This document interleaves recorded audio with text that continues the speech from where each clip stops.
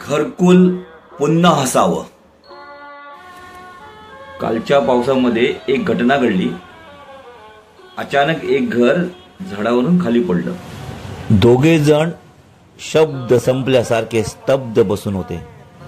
चिमणा चिमणी रात्र संपायची वाट पाहत होते. सकाळ झाली, प्रकाश पडला आणि चिमणा उत्साहाने तिला म्हणाला, निघूया आता, पुन्हा नव्या काड्या आणू. तिच्या डोळ्यात पाणी आलं. चिमणा, अगं वेडे, पाळणं त्याच्या हातात आहे. मदतीची वाट बघायला आपण थोडेच माणूस आहोत. चल निघूया. आणि त्याने उंच आकाशात झेप घेतली. तुझ्या माझ्या संसाराला आणि काय हवं.